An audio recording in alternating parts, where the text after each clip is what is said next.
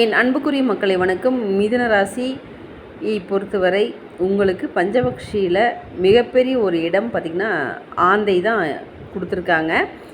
இந்த மிதுன ராசியை எடுத்துட்டிங்கனாவே ஏதாவது ஒரு குறைபாடுகள் இருந்துக்கிட்டே இருக்கும். மனுஷன் குறையில்லாமல் யாருமே வாழல, குறையில்லாமல் இல்லை.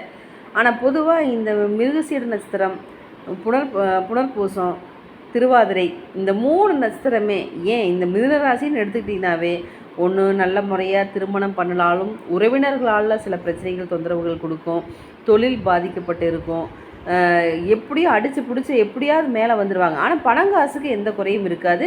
ஆனால் திருவாதிரை மட்டும்தான். திருவாதிரை வாழும்போதே ஆனால் திருவாதிரை ரொம்ப கொடுத்து வச்ச ஒரு நபர்கள் தான் அந்த நட்சத்திரத்தில் பிறப்பாங்க. ஏன் திருவாதிரை, ஏன்னா திருவாதிரையை பற்றி நம்ம நிறைய பேசலாங்க.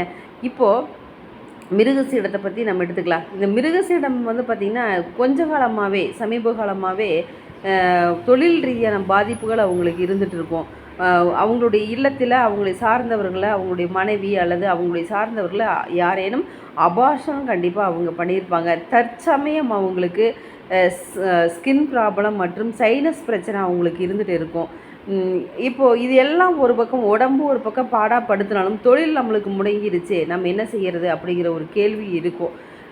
நீங்கள் இந்த மிருகசீடத்தில் பிறந்தவங்களுக்கு தாய்மாமன் அப்படிங்கிற வகையில் அவங்க தாய்மாமன் அவங்க இதுலேயே ஒரு அந்த உறவுகள் அப்படிங்கிறது சரியில்லாமல் இருக்காது. பொதுவாகவே மிதுன ராசின்னு எடுத்திங்கனாவே உறவுகளால் அவங்களுக்கு தொல்லை தான்.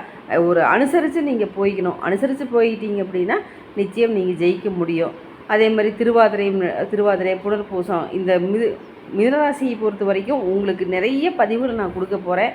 தொடர்ச்சியாக பாருங்கள். நன்றி, வணக்கம்.